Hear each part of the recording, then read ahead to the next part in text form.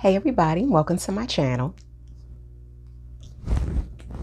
So I'm talking about Zora Neale Hurston. Who was Zora Neale Hurston? Zora Neale Hurston is a very important author in the literary community.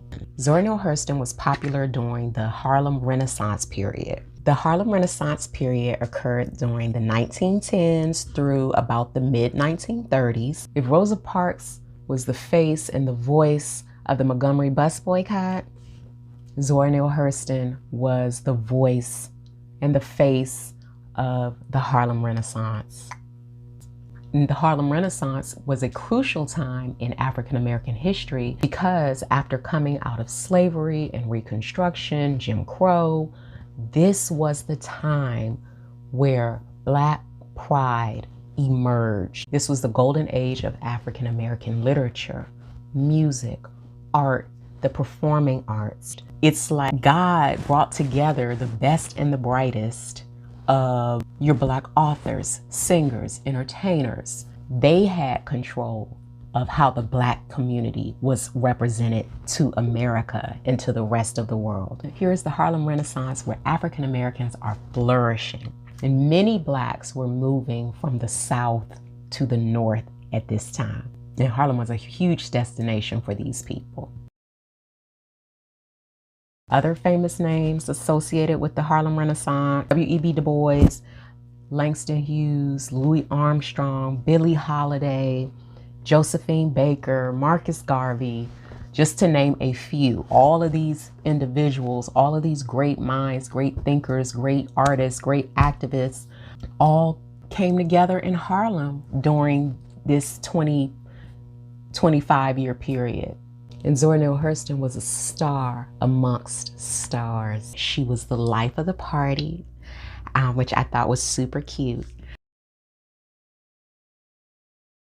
People loved to hear her tell stories, and she was very funny, very intelligent. It was just fun to party with her. So how did a prolific, successful, educated, smart, witty, funny, awesome woman end up dying penniless, no family, and then basically being forgotten for over a decade after her death? The Harlem Renaissance period was a major deal for the African American culture. However, like all good things, it eventually came to an end. People were no longer finding that same level of success in Harlem. Many of the big wigs began to move out of Harlem and go and explore the world. Zora Neale Hurston was no exception. So in the 1930s, which is around the time the Harlem Renaissance ends, Zora Neale Hurston moves to Haiti. She's doing some anthropology work. That is also where she writes Their Eyes Are Watching God, which was her masterpiece. So Zora Neale Hurston had many famous works published. The most famous of all, Their Eyes Were Watching God. Zora Neale Hurston wrote Their Eyes Were Watching God in 1937, and it's later on in the year 2005, 45 years after her death, the book was made into a movie starring Halle Berry. So if you haven't seen Their Eyes Are Watching God, check it out. However, at the time, it was not well received and the critics panned it. And soon after publication, it just kind of went away. Everybody just forgot about it. And then anything she wrote in the future was rejected because Zora Neale Hurston ended up catching a case where she was accused of molesting a 10-year-old boy. That really negatively affected her career, negatively affected her life. Zora Neale Hurston is from Eatonville, Florida. She claims Eatonville. Zora Neale Hurston loved her hats.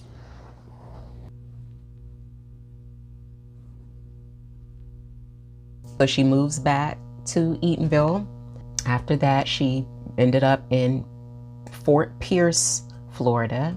By the time she died in 1960, all of her books were out of print. There was no money coming in to her estate.